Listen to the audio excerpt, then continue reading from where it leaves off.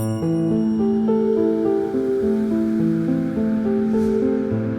want to ask you about one of your clients specifically today. I want to ask you about the first reading you had with Stevie Diamond and what that was Oh, like. that was interesting because I didn't know anything about Stevie. I was just asked by, we were recording a very good client of mine who had suggested he would love to see a recording of me, set it up with Rob, and I came down to record. And then as soon as I got a call saying, I've got this friend, Stevie Diamond, he would love you to do a reading with him. And I thought, okay, well, okay. I had no idea who he was, but that's good. I never watched TV, media, or anything like that. And anyway, so this guy shows up, and I'm in the room, and I remember standing up when Stevie came to the door, and immediately I'm like, oh my God, who the hell is this?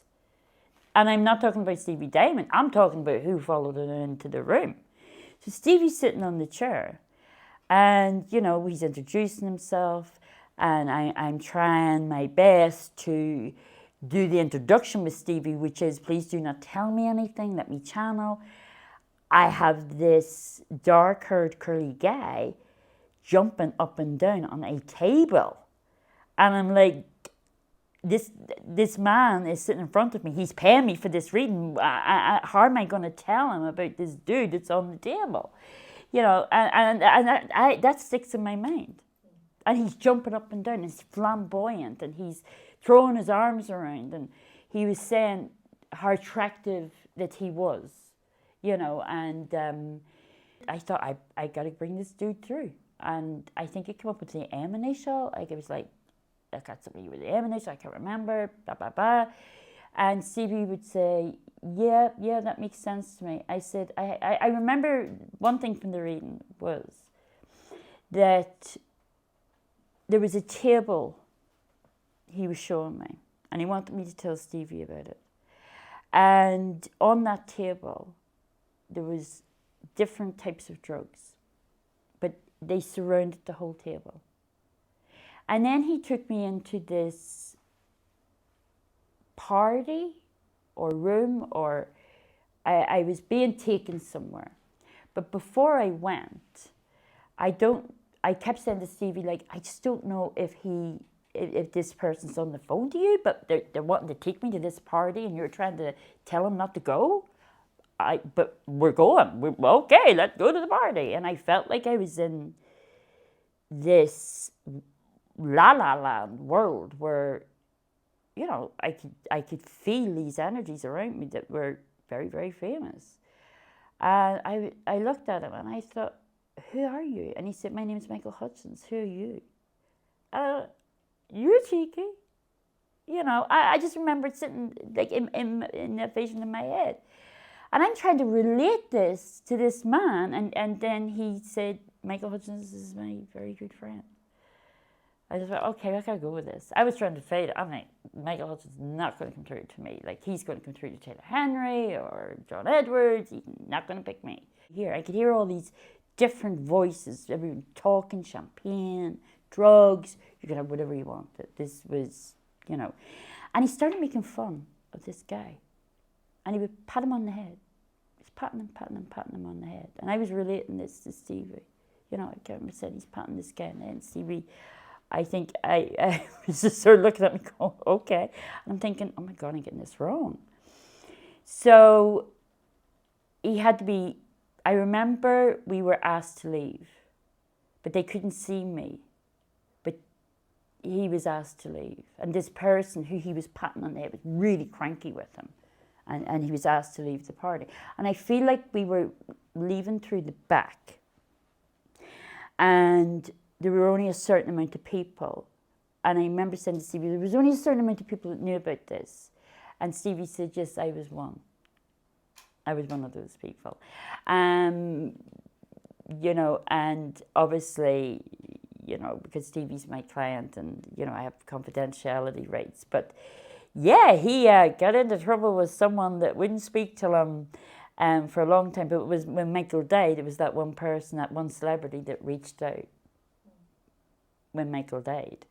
And they're no longer here with us either. But, just, out of respect for the past and for Stevie's reading.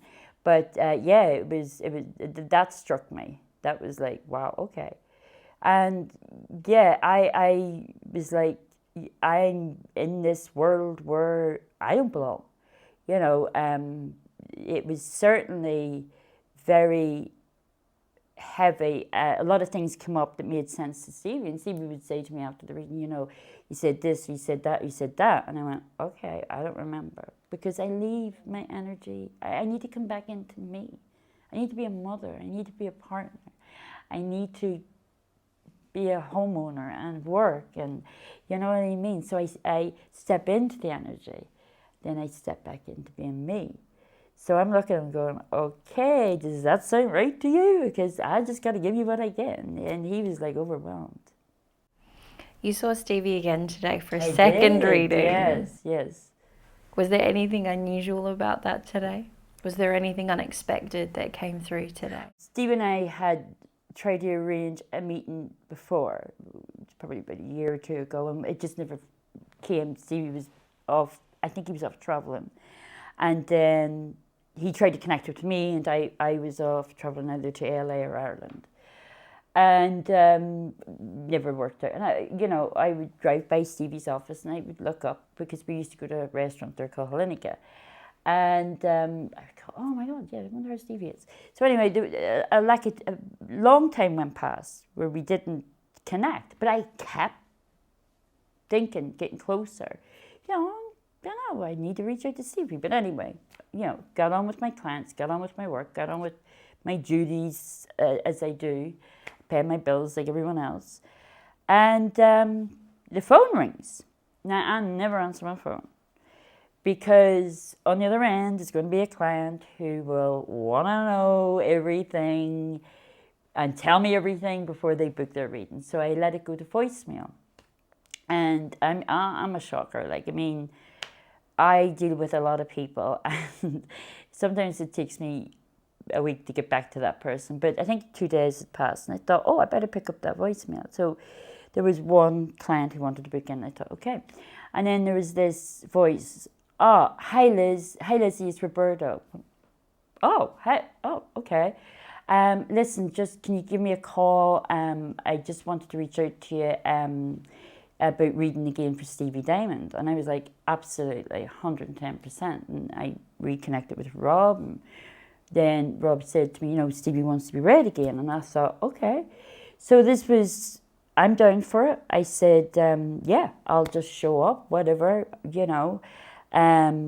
Last week, I was ready to come here, and Rob and I were exchanging text messages, and I rang Rob, and he goes, didn't you get my text message? And I'm like, what? He said, Stevie broke his finger. And I said, oh, that's okay. That's good, because I wasn't getting anything anyway. I was sitting in her makeup, getting ready to come here, and I wasn't getting anything. And I was like, oh, holy crap, I'm going to go down there, and I'm not going to get nothing. He's going to be disappointed. And, it turns out we couldn't read. Stevie shows up today, but prior to that, this week, I going about my business, not channeling, not doing anything. I hear this song play over in my head, and it's "Beautiful Girl, Stay With Me," and I could hear the person singing it with Michael Hutchins.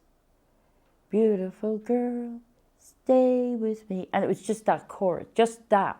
That's all. And he would repeat it. And I would say, hey, come on, behave. I've got people to do this week. If you want to talk to Stevie, you got to wait till Sunday, okay? So, again, turned on the radio in the car, and it says, beautiful girl, stay with me. I'm like, Michael, please. And he did. He backed off for about a day or two.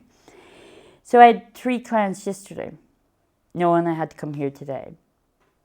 And I got to the 4th client. I had 4 clients. I got to the 4th one, and the lady sat down. And I put my hands on the table, And I just looked at her and I said, I'm sorry, I just keep hearing this song over and over in my head. And she looked at me and she very clearly said, beautiful girl, stay with me. I went, what? What did you just say? And she said, is that what you were thinking? I went, yeah. She says, I just heard it playing in my head. And it stopped like that. Some beautiful stuff come through, some truths come through, some things for Stevie come through, and you know, and I don't tell people what they want to hear. I tell them what they need to hear, and they take it or they don't take it. And Stevie's a wonderful energy. I'm not just saying that because I read for him, but I've read for people that you just cannot get through to. But if the law of attraction, if anyone could preach it, it's Stevie Diamond, because he knows how it works. So, yeah, I mean, Michael was very clear in stating to Stevie some things that were brought up that Stevie was like, yeah, absolutely, 100% true. I really felt Michael speak through me to his good friend, the one person in the world that he trusted. Was Stevie Diamond. In closing, Lizzie, is there anything that you want to say about what it is that you do? I want people to know that no matter what you go through in this life, you never go through it alone. I want people to know that there's always hope. There's always a little miracle out there. Never, ever, ever give up. If you want something, knock on the door. If it don't open, walk away, because it's not your door to open. And accept that. And accept that no one's ever going to live forever. But holding on to anger and hate and resentment, it's only going to hurt you. And to let go of it, it's not saying to that person, you know, it's okay what you've done. It's not okay what you've done. But I forgive you because it's a gift to myself. For anyone out there who is suffering the relationship with the loss of a person, there's always hope. There's always hope out there. There's always angels. And you're never alone. We don't come into this world alone. And we never leave this world alone. Thank you. You're welcome.